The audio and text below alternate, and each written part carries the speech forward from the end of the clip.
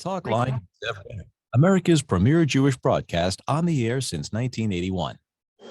And now, here's your host. Welcome back to the program. I'm Zev Brenner. Rabbi Yaakov D. Bleich joined us. He is the chief rabbi of the Ukraine, and he's been working around the clock to help his community. About 300,000 Jews were in the Ukraine. I'm sure it's a lot less now. Rabbi Bleich, thank you for joining us. Good luck.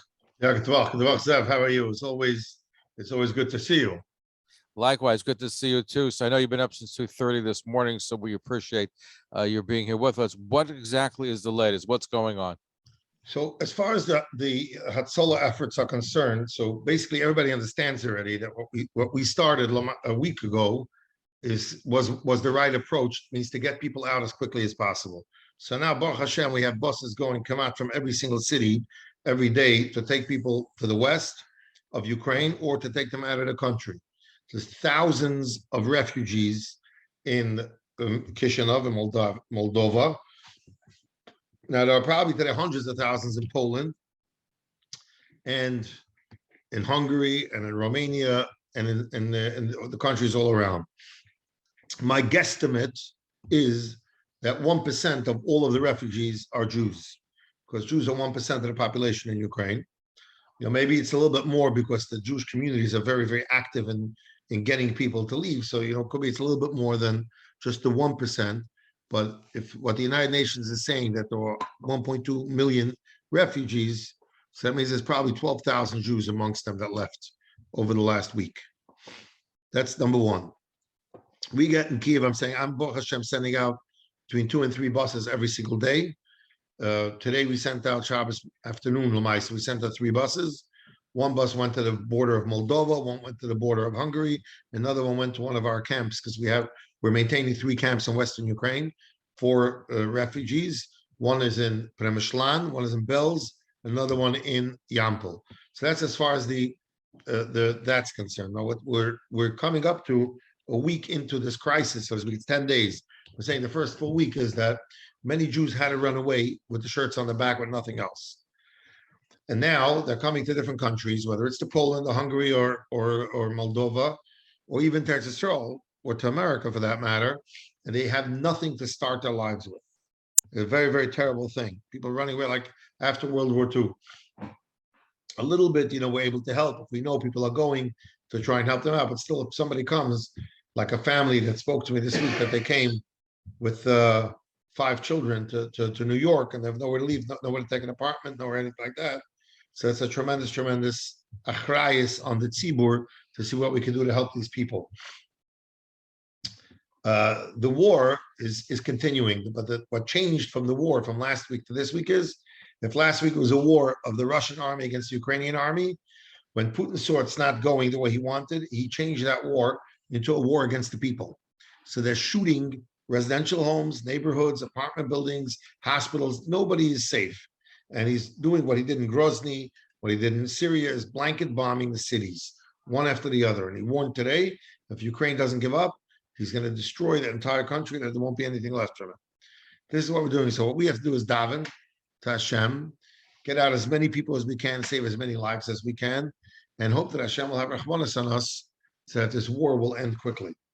Now, you mentioned about buses, though. From what I heard from other people, we spoke to the Tikva, Odessa orphanage and others. They told me that to rent a bus could be $25,000 a bus. Depends what, when, where, and how far you're going and everything else. The whole inyan of the buses started last week Sunday. Until then, you couldn't find a bus. Sunday, I was sitting, and I called up a friend of mine that's one of the biggest bus companies in Ukraine, a frum guy. And I tell him, Rafal, I need buses tomorrow. He says, Rabbi Bleich, there are no buses. I said, what do you mean there are no buses? What happened to all the buses? He said, well, either the drivers are in the army or they're home, they're being with the kids. They don't want to go out. So I tell him, Rafal, let me borrow a page from the World War II. I said, how much will it cost me per head to save a Jewish person? And, you know, he's not the one making the money. So, but I negotiate with him, how much do you think it would work? And we came up with an amount.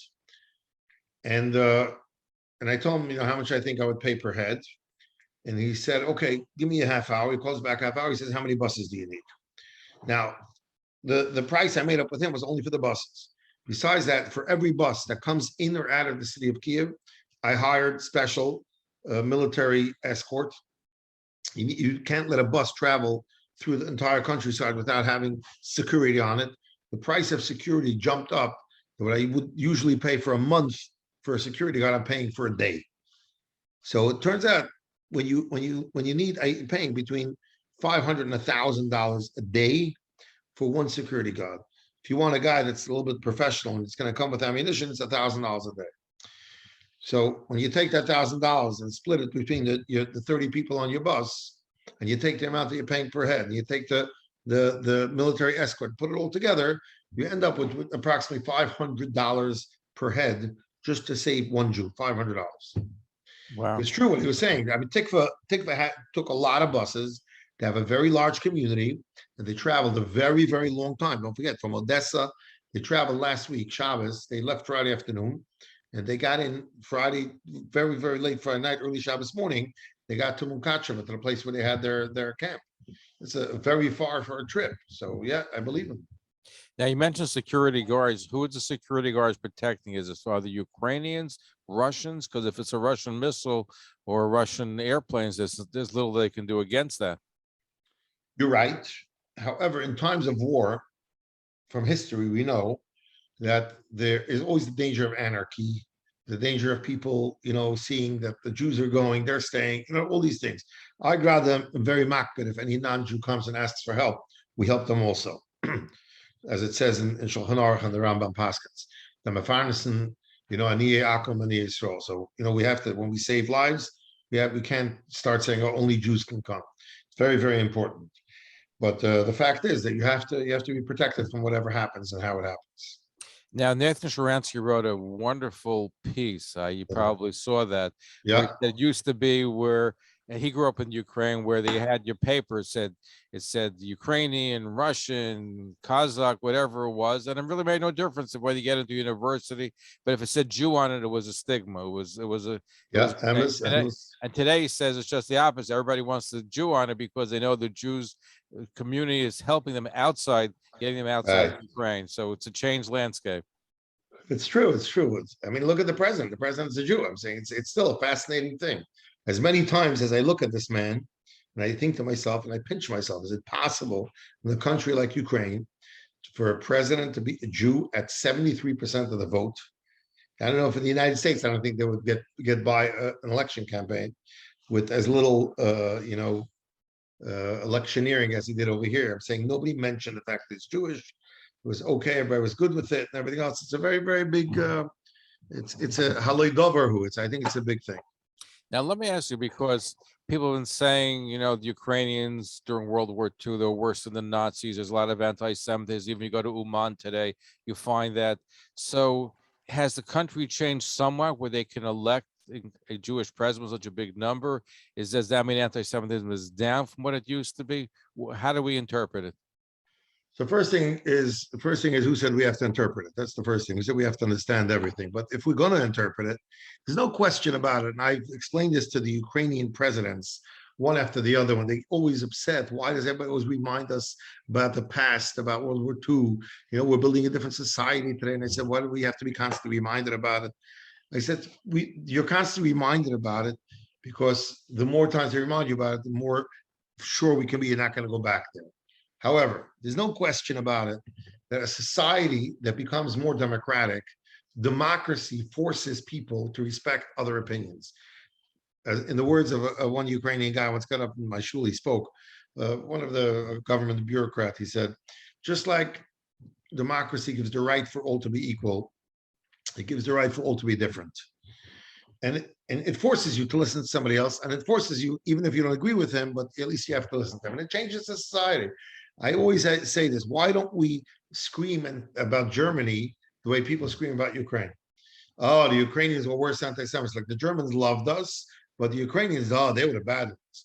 The answer is that Germany, after World War II, they repudiated totally Nazism and fascism. And that's what the Ukrainians have to do. They have to repudiate it, and they have to go against it in that way.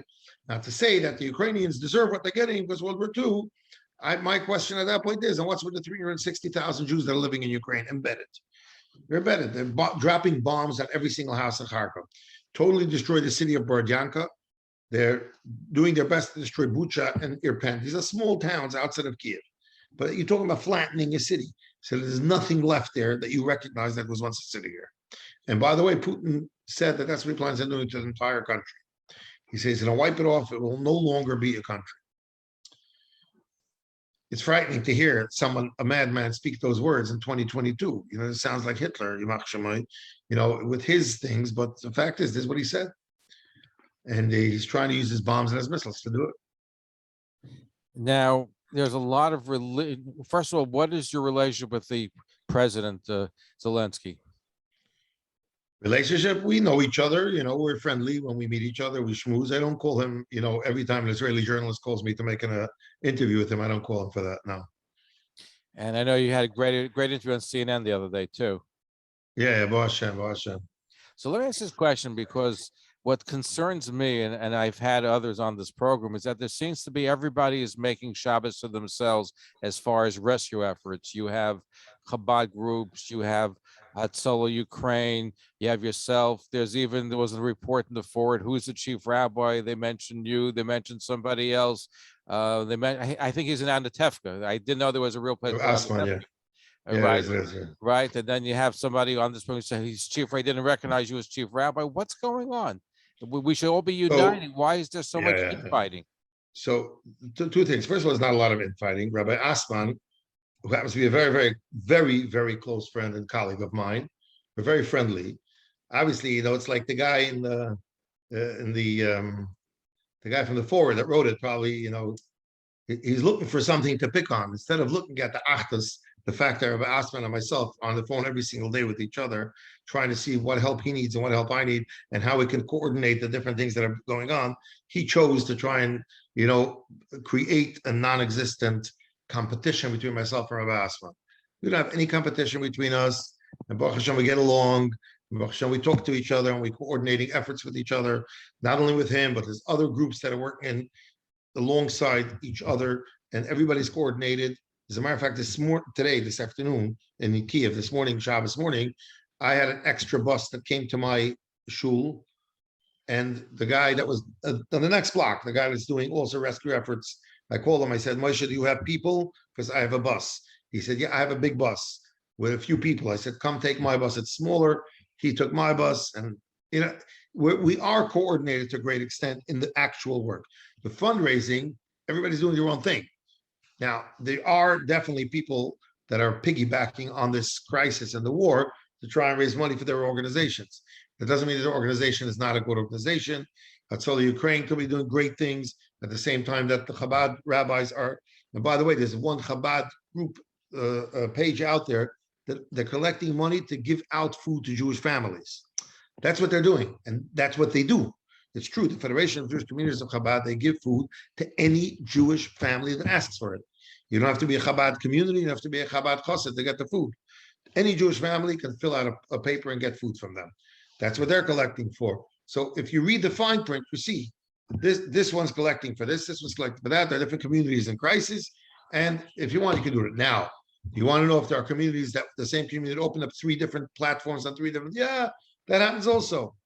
There's different things happening, but you know the way we are. The Rebbe Shalom created us 12 Shvatim. Everybody does their thing. Everybody goes their way. Tov aleim bracha. One thing I can tell you, that the response that Klal Yisrael is having to this crisis by donating so much money, so many different forms and platforms, I'm sure that the Rebbe Shalom, sitting up on high, has a note to see how Jews are helping one another. That's what my article would be. I'm not in the Forward. But if I had to write an article, I would write about how Klal Yisrael is reacting and helping one another rather than trying and pick machlokas between Jews that doesn't exist. But at the same time, who do you have to recognize? Who do you have to collect for? We have to recognize the Rebbe Shalom, collect for Jews that are in need. So I endorse almost all of the collections, as long as the money is going to Taka to save Jews and to help Jews. There are Jews all over that need help in many different communities and in many different ways. And not one organization can do everything. I agree. Even I can't do everything. And I'm telling you that I got calls from people to help them that had to run away, that are here, there. And I told them, listen, I'm working within the boundaries of Ukraine. That's what I'm trying to do. Outside the boundaries of other organizations. Rather, tomorrow, I'm working with an organization to start also working in Poland to set up a camp for people that come there with kosher food and davening. I hope, Mitzvah, that it'll work. But this is the first project that I'm doing outside of the boundaries of Ukraine, is this Warsaw project, together with my good friend, Rabbi Michael Shudrick, Chief Rabbi of Poland. Oh, sure. He's a wonderful individual. We're speaking with the Chief Rabbi of the Ukraine, Rabbi Yaakov the Bleich. He's only going to be with us for a little while longer. So when we come back, we will continue our conversation. We'll look at the matzav. We'll look at the situation. We'll look at what's happening. And of course, this is something which concerns us all, no matter where you are.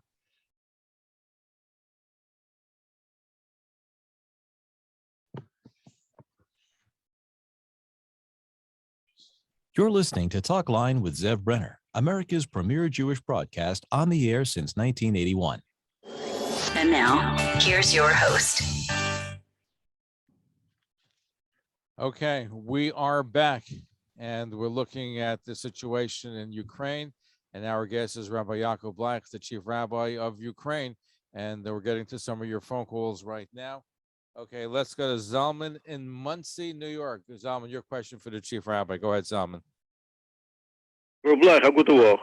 I Good want President Zelensky is personally in a big danger. He said himself that the whole purpose of invasion is to get him. So I encourage people to misspell for him Volodymyr Ben Rima, Rima R-I-M-M-A, and Volodymyr is V-O-L-O-D-I-M-I-R, Volodymyr. He didn't say that that's the purpose of the invasion. He said that, number one, the first person that they'll want to kill is him. But he's definitely in the sakana. There's no question about it. Zalman, are you from the Ukraine? Well, originally, yes. Okay, which part of the Ukraine? Kharkiv. Okay. I was born in a different city. I was born in Lviv, but I grew up in Kharkiv, which is now under attack. And you under a blanket bombing attack. Wow. Thank you for your Thank you for your Thank you so much. Stan in Forest Hills, your question for the Chief Rabbi. Go ahead, Stan. Stan the man. Stan, are you there?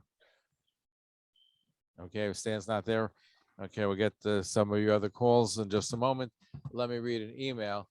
And here's a listener writes, does Rabbi Bleich get the figure of 350,000 Jews living in Ukraine today? Where do you get it from? The various experts put the number at around 60 to 90,000 people who identifies as Jews, and a total of 200,000 people have Jewish roots and who are eligible for Israel's right of return. So the question is, why are those people considered experts, the one that say 60 to 90,000? And the fact is that the 60 to 90,000 is taken from the official documents based on the 1989 census, when there were 500,000 Jews. And they just took off, subtracted all the people that left and died. And if that number would be true, we would be owing them Jews, because more than 500,000 Jews left Ukraine. The way I did it was, I took the 1990 to 2000, the years that many of the Jews made Aliyah, to see what percentage of the Jews that are really Jewish are registered as Jews. And we found out that only 1/3 of the Jews that went to Eretz Yisrael as real Jews were registered as Jews, which means that the 500,000 number was really 1.5 million, and take off of that. That's one way I got to that. And you bring it down, it comes to 350. There's another way we got to it, and that is through the Chesed funds, which are administered by the JDC. The Joint is giving to Jewish Holocaust survivors 120,000 people, not all Holocaust survivors, but elderly Jews, was 120,000 people who were getting aid from the Jewish community and the Joint. And by math, if you take 1/3 of the community that's considered elderly and triple it, you get 360,000. And that's what works all over the world, and works in Ukraine as well. Stan in Forest Hills, go ahead. Your question for the Chief Rabbi. Yes, Rabbi, first of all, stay safe, please, Yeah, I'm doing my best. Okay, here's what I got to ask. I'm having a feedback, Zev. Go ahead, Stanley. Okay. Yes. Rabbi, as you know, the Russians are bombing nuclear power plants. How many synagogues that you know of have been destroyed? Okay, so first of all, two things. First, they're not bombing the nuclear power plants, but there seems to be some sort of strategic goal of capturing and controlling the nuclear power plants. And I think that Putin has some surprises for this week to keep the world hostage by having those power plants. No synagogues were bombed. The only Jewish place that was bombed was Babin Yar. And I know that there are people questioning it wasn't really Babin Yar, and some Israeli journalist that went there and he said there was nothing in Babin Yar. I know Babin Yar. I've been there hundreds, maybe even thousands of times. The bomb fell on the territory of the Jewish cemetery, which is now part of the territory of Babin Yar, right behind the building of the Chevra Kadisha. That's where the bomb fell. There's no question about it. And that is Babin Yar, and that's what they bombed. But otherwise, I don't know if they're bombing synagogues per se. When I say that the Jews there are in danger, not because anyone is going out to kill Jews, it's because they're just killing anybody that moves. They're bombing all the apartment buildings, no matter who lives there, and no matter who doesn't live there. People walk on the street. Rabbi, do you have contingency plans to get out? I am out, Get by really the way. bad? Because they're going First of all, I am out. well. Hold on, he's responding to you. Go ahead, Rabbi. First of all, I'm out. I got out on the last day that they had civilian flights last week. That's number one. Where are you Number going two, from? where I'm in the United States. Oh, I thought you Hear were that? there. Oh, Yeah, no. I got out. I got out as soon as the last day that they had these civilian flights. I got out because it's a sakana. And that's why I'm trying to get other people out. It would be pretty hypocritical for me to be there and just sending people out. But I'm getting people out as much as I can. That's number one. And I think that whoever can should get out. And I tell it to everybody that wants to listen. I think it's very important to get out. Of the president of Ukraine, because I'd like to see him get out because I think his voice is needed. Because this is not going to end well. I've been in a war, so I know this is not going to end well. This guy's going through this. He's going to destroy the country and kill everybody he can. Do you think he'll get out at any time, or do you think he's going to stay to the end? He says he's staying till the end, but I don't know. I'm not, I'm not a Novi and I'm not a Ben Novi, but it looks to me like he's pretty dedicated. They have a lot of stuff up there, secrets up there thing as well. The only thing is the N word, and nobody thought that Putin would use that N word, but he's using it. So at that point, as they say, you don't know what's going to be. If Chas v'shalom, use a nuclear bomb, then the world will say, oh, we can't get involved because it's going to be World War III. And by the time they wake up, I think it may Chas v'shalom be too late. But God is the one that runs this world, so He'll decide what happens ultimately. Do you think the UN has been doing enough? I know that the president is doing what he can, but has the United Nations, because they seem to be very naive in this situation. I mean, this is usually their thing. But what do you think? It's very, very hard to judge, but I definitely think that the United Nations, United States, and the European Union have their chance now to make never again not only a slogan but action and do something to stop him. What to do? I leave that to the military strategists. If they need help, they'll call me and I'll tell them what I think they should do. But I think they should take him out. They have to take him out. That's not going to happen. That's not going to happen, sir. That's not going to happen. Look, you know much more than I know. You know how it's going to end. You know what's going to happen, what's not going to happen. I don't know. I've been in a war. We're not. The United States, I'm sorry to say, is not involved in this to some extent, and the other NATO and European Union are watching but can't get involved. So unless he crosses the line into the European Union or to NATO, then you have World War III. They're not going to move anything unless more planes and military weapons can get into Ukraine. Right. This is not going to end well. I mean, I cannot see it's getting worse. I wish we could, but like you said, the possible world war. If he crosses the line, we're in World War III. Yeah. Of course. Anyway, Stan, which war did you fight in? Vietnam. Okay. Anyway. Okay. Thank you for your service to our country. Okay. All right. Thank you, Sam. Let me take another email question. This person writes, when discussing the Russian bombing of Babi Yar on CNN, Rabbi Bleich conveniently left out who the main killers at Babi Yar were: bloodthirsty Ukrainians overseen by the Germans. So first of all, that wasn't the point. I spoke about the murder that took place, and I did say that was done by the Nazis and their henchmen. But that's what Putin wants everyone to be talking about, is how the Ukrainians are Nazis and fascists. And I'm not arguing about who did the killing in Babin Yar and who didn't do it. That was a terrible thing. And I mention it whenever I do speak of in Babin Yar and to the people there. That is a very, very important issue. And the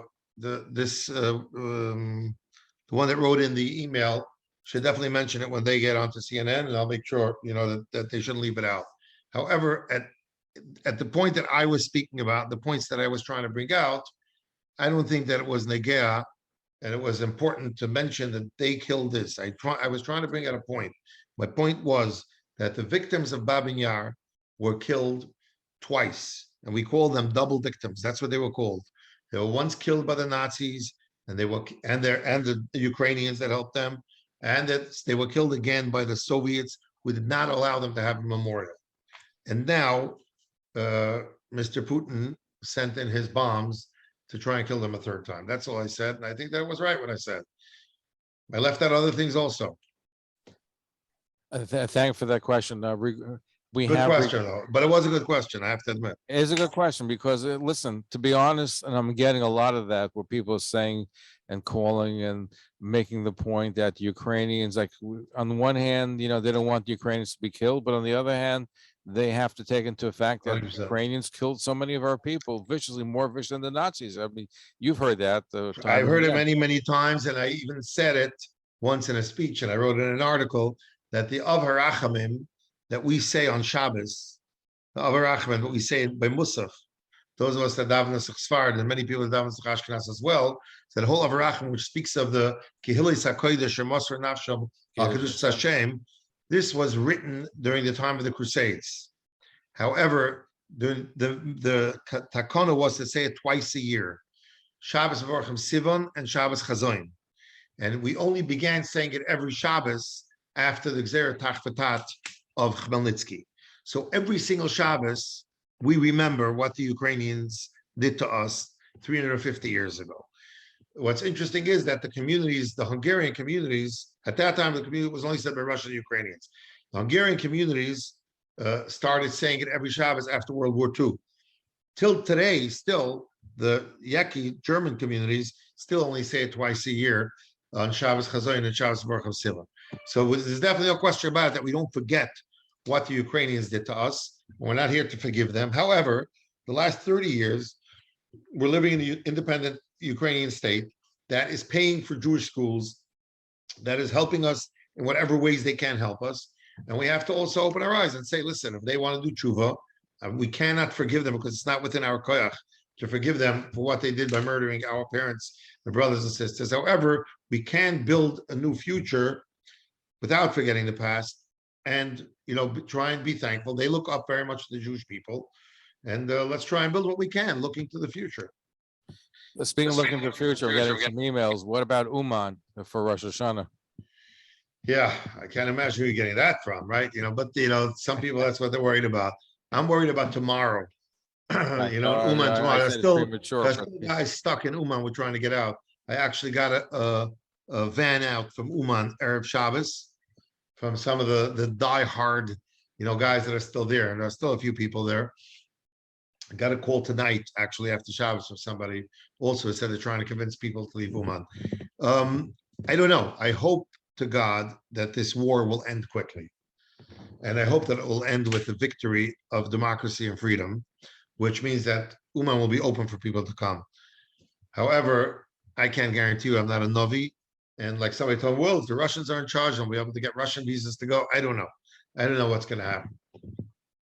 No, it's hard. And people are certainly very, very concerned. Do we have any idea how many Jewish casualties there have been so far? No. I know. I'm saying you have to understand what you call casualties. I had a very interesting question tonight about someone that was nifter a week ago, but they can't be buried because there's no transportation. It's dangerous to go in the city. So the daughter of this person who died writes a message to my wife and saying that we have a problem. We can't get the death certificate. Without the death certificate, we can't bury the body. In my opinion, that's a casualty as well. But how many people were killed, I don't know. But we did evacuate over Shabbos a Jewish family that was injured very badly by a bomb, and they were evacuated. They were being flown to Israel for medical help. It was a whole operation in itself to do that over Shabbos, Friday night. We did that, and otherwise, I don't know. We don't know. We don't know because don't forget, in some cities there are still a lot of people buried beneath the rubble. Nobody was able to dig it up, and it's a big problem. So we don't know exactly what. We're not counting.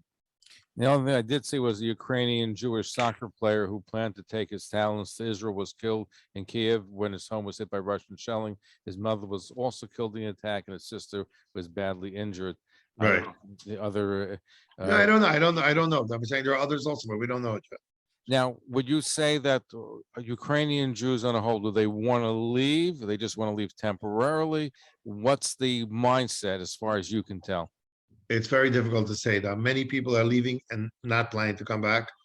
I had a guy, really a very, very moving story. A guy that I helped him evacuate him, and I asked him, what's your story? And he told me, he says he was supposed to go on vacation. He lives in Melitopol, which is a small city near Zaporozhye. And he was planning to go on vacation with his wife to Israel on the 24th of February. So he came in a day earlier to be in Kiev before he flies off to Israel. Little did he know that the day after he came in, war was declared. He couldn't go to Israel because all the flights were canceled. And he was stuck just with whatever he had to take with him on vacation. And he's staying with friends. And Nebuch, that's what it is. I evacuated him to Western Ukraine. He was there for a few days, and then he left the country to go to Israel. It's very hard to say, how these people and where these people are going to end up. And what's happening is a very, very difficult thing. And, from what I see, the ones that are leaving, and a lot of them are leaving, most of them are not planning to come back. The ones that plan to come back are sticking around in Western Ukraine. That's a very, very small minority. Wow. Of the evacuees. The majority of the Jewish community is still here. They're not in Ukraine. It's not going anywhere. Are you getting a lot of requests? People saying, "Get us out of here." Are you flooded with requests? I'm getting flooded with requests, and not always can I help because some people have special needs. I got a call from I'm getting a lot of calls from relatives in the United States to help get my mother, my aunt, my grandmother, my cousin, etc. I got a call from a guy in Chicago, and we took his grandmother, who's 90 years old. We evacuated her this week. And he flew down from Chicago, waited on the other side of the border in Hungary. When she came through, he took her out. It's a 90-year-old. We evacuated a family that's 4 generations. We picked them up in a town that was under bombing by the Russians, Vasilkov. The great-grandmother is 84 years old. Her daughter, the granddaughter who went to our school when she was a kid, and is now a parent, and her kids who are students at our school now. And we went into the town and picked up all 4 generations and took them out. And they're now in our camp in Premishlan. Wow. We have regards from your parents listening to the program for Shlomi Reich. Thank you for that. Now, you mentioned before, and I mentioned before, that it can cost up to $25,000 a bus. You mentioned $500 a head. So how much money do you need to continue your operations? I know this is something which is ongoing and changes daily, but it's expensive. One bus could be this amount of money, and if you get 20 buses, 100 buses, it could be a fortune. Yeah. So the truth is that the whole issue of the buses and the evacuation is not something that we took into consideration, and it was not in our budget because we didn't realize the amount of evacuation we would need. So you have to understand that, number one. Number two, it's a developing story. We don't know how long this is going to go on. We don't know how many buses we can get out. All we know is that we only got out a very, very small minority of the Jewish population. And if Chas v'Shalom things get worse, it's going to be much harder to get them out. It's going to cost much more money. That's number one. Number two, because things are moving from the communities to the west, and now we have these 3 camps that we're feeding 250 people, 275 people a day, 3 meals. That's one step. And then there's another step is when we try and set up camp, like I'm doing now with Rabbi Shudrik in Warsaw, to try and get a place for the refugees when they come out into a normal place. They should have a place with Jewish faces that speak to them, take care of them, and care for them. So there's a lot of unknown here, a lot of unknown. we're collecting money, and as it comes in, it's going out. It's not like we're building up a reserve of money, or it's really all going to save lives and to do the work that we're doing over there.